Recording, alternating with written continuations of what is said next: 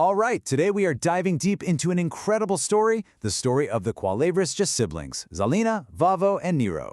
I mean, this is a journey that goes from a literal collapsing shack by the sea all the way to the gleaming halls of nobility. It's a story that really makes you ask, what's more powerful, birthright or the will to survive? Just listen to these words for a second. These are the words that would one day just silence the grandest halls in the land. And they were spoken by a girl who once had to sell leftover fish just to get by. So the question is, how did she get there? What happened that gave her the strength to say that? Well, that's exactly the story we're going to unpack. To really understand their rise to power, we have to go back. We have to see where they came from. And their story, well, it begins in about the harshest place you can imagine. A tiny, patched-together shack just barely hanging on at the edge of the coast. Look, this place wasn't a home. It was a shelter held together by sheer desperation. I want you to picture it. One single room, built from scraps, driftwood, old bits of boats, torn tarps. The wind is just whistling through the cracks, and there's a bucket that's always in the middle of the room, just to catch the rainwater dripping from the ceiling. Each of the siblings had their own tiny corner. Zhaalinna had her straw mat and her fish basket. The boys had their little scattered homemade magic props. This wasn't just being poor. This was a constant, daily fight to survive. In a world like that, you have to become a team. They formed this incredibly tight-knit unit, and each of them had a vital role to play. Zhaalinna, she was the oldest, so she was the shield, the provider, the protector. Vavo, the middle kid, he was the fox, clever, quick-witted, always using his little street magic tricks to try and earn a coin. And then there was Niro, the youngest.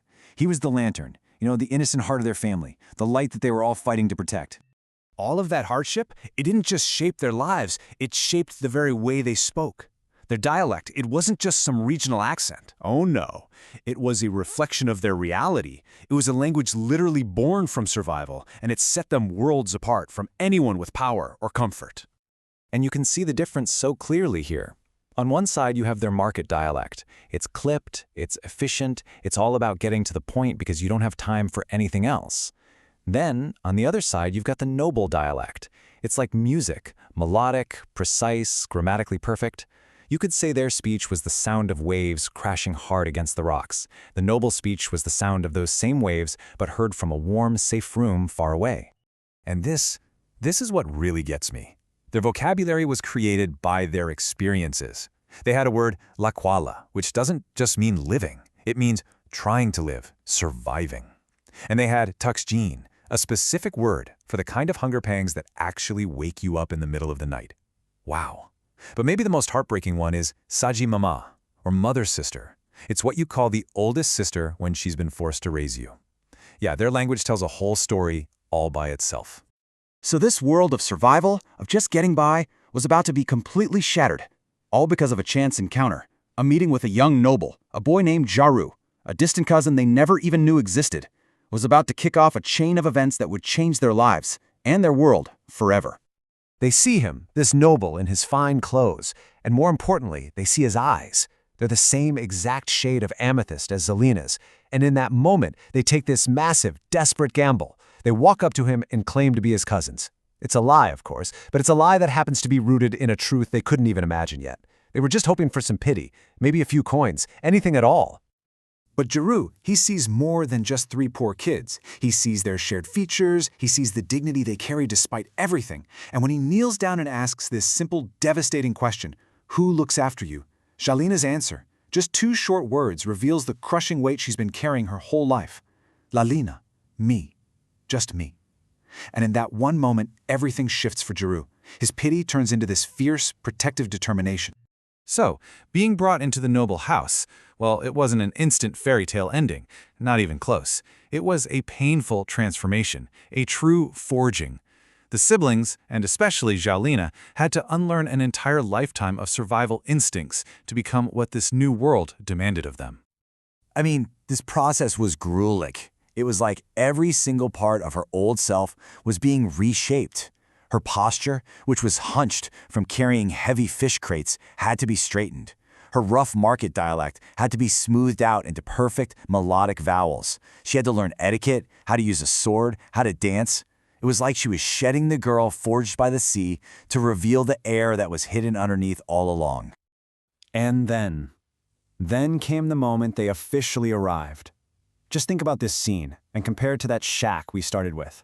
Massive doors swinging open, a whole line of servants bowing to them, the sound of their own footsteps echoing on clean marble floors. For the very first time in their lives, as little Niro says, they actually felt warmth. But here's the thing. A warm room and a fancy title, that doesn't buy you acceptance. The established nobility, they looked at these kids and saw imposters, street urchins playing dress-up. Their whispers followed the siblings everywhere they went, and they were as sharp and cruel as knives. But when she was finally cornered and mocked for her past, Zhaalinna didn't back down. She didn't shrink. She turned her entire history into a weapon. This comeback, it wasn't just a clever line. It was a declaration of war. She was redefining what strength looked like, proving that her calloused hands were worth a hell of a lot more than their manicured ones. And that's the strength Jarru saw in her right from the very beginning. He gives her this piece of wisdom that really becomes the heart of their entire story. Worthiness isn't something you're just born with. It's something you earn through the trials you face. And Zhaalinna, well, she had faced more than any of them could ever imagine. And so, they started to do more than just fit in. They started to lead. They set out not only to reclaim their family name, but in the process to completely change what it even meant to be a noble. Their first public festival as nobles was their real debut, their moment to prove themselves to the world, and each one of them stepped up. Zhaalinna danced with this power and grace that came directly from her resilience. Vavo's street magic, once just a tool to get by, was suddenly celebrated as high art. And little Niro's pure heart was recognized by the ancestral flame itself, which silenced any last doubts about their bloodline. But the real defining moment, the one that changed everything, came when Zhaalinna stepped forward, completely unprompted. She gives a speech, and she declares that their claim to nobility, their right to be there, didn't come from a life of ease. It came from a life of overcoming the impossible. And with this one incredible, powerful statement, she didn't just defend herself, she challenged the entire arrogant foundation of the court. She completely flipped the script. The shame isn't having mud on your hands, she tells them. The shame isn't being so cruel you've forgotten what hands are even for. And the court was silenced. Her place was solidified. Her journey really culminates in this formal vow. She pledges to protect her new home, her new family, not in spite of her past, but because of it.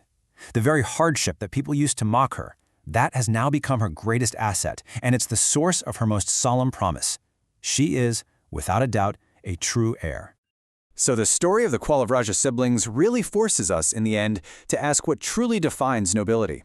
Is it about the blood that runs in your veins and the name you're given at birth?